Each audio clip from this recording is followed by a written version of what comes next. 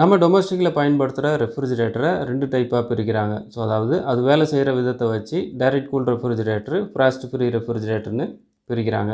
இந்த direct cool refrigerator பார்த்தோம் அப்படின்னாக்கா, இதுக்கு ஏன் டைரக்ட் கூல் ரெஃப்ரிஜிரேட்டர்னு பேர் வந்தது அப்படின்னா, இந்த ரெஃப்ரிஜிரேட்டரில் பார்த்தோம் அப்படின்னாக்கா ஃப்ரீசர், அதாவது கூலிங் காயில் பார்த்தோம் அப்படின்னா மேலே தான் இருக்கும்.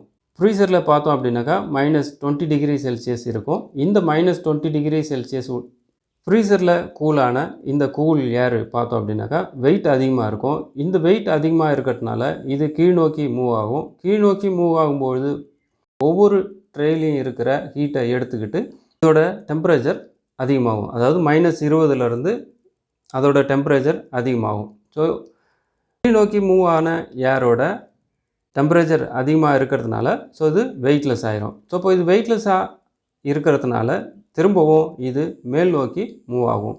ஸோ இவ்வாறு இங்கே டைரெக்டாக இந்த ஏரு சர்க்குலேஷன் ஆகுது.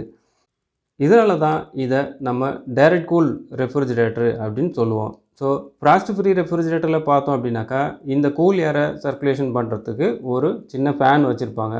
ஆனால் டைரக்ட் கூல் ரெஃப்ரிஜிரேட்டரில் இந்த கூல் ஏரை சர்க்குலேட் பண்ணுறதுக்கு ஃபேனு இருக்காது. இது டைரெக்டாக தான் இந்த கூல் ஏரு சர்க்குலேஷன் ஆகணும். ஸோ அதனால தான் டைரக்ட் கூல் ரெஃப்ரிஜிரேட்டரில் கூல் ஏரை பிளாக் பண்ணுற மாதிரி பொருட்கள் வைக்கக்கூடாது.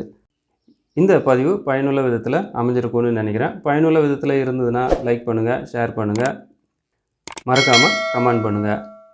இதுவரைக்கும் வீடியோவை கட் பண்ணாமல் பார்த்த அனைத்து நல்ல உள்ளங்களுக்கும் நன்றி. மீண்டும் அடுத்து ஒரு நல்ல பதிவில் சந்திப்போம். நன்றி, வணக்கம்.